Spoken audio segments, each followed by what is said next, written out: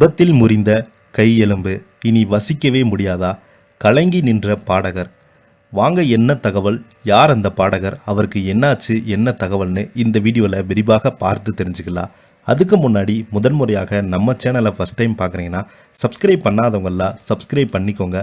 Bell button simple அமைக்கி நம்ம சேனலோட நோட்டிஃபிகேஷனை எனபிள் பண்ணிக்கோங்க. நாங்கள் போடுற வீடியோ எல்லாமே உங்களுக்கு உடனுக்குடனே வந்து சேரும்.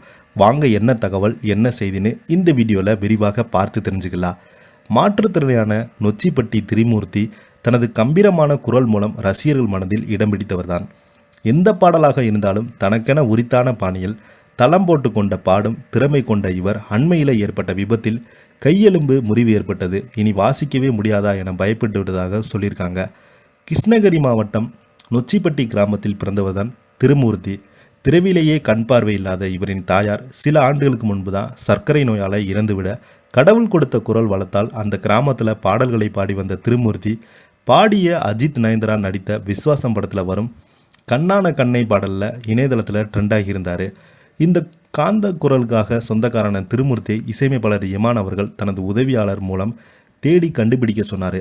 இதை எடுத்து சன் டிவியில் ஒளிபரப்பான நம்ம வீட்டு பிள்ளை சிறப்பு நிகழ்ச்சியின் போது திருமூர்த்தியை பாடகராக அறிமுகப்படுத்த போவதாக அறிவித்திருந்தார் இமான் அவர்கள். இதைத் தொடர்ந்து சிறுத்தை சிவா இயக்கத்தில் ரஜினிகாந்த், கீர்த்தி சுரேஷ், மீனா, குஷ்பு, சதீஷ் சூரி உள்ளிட்ட பலர் நடிப்பில் உருவான அண்ணாத்த திரைப்படத்தில் வரும் சூப்பர் ஹிட் பாடலான வாசாமி என்ற பாடலை பாடி பாடகர் பார்த்தீங்கன்னா திருமூர்த்தி. இந்த பாடல்கள் மட்டுமல்லாமல் பிளாஸ்டிக் குடம், பானை என எதுவாக இருந்தாலும் அதில் தாளம் போட்டு கொண்டே பாடுவதில் சிறந்தவரான திருமூர்த்தி அண்மையில் விபத்து ஒன்றில் சிக்கியிருக்கிறாரு.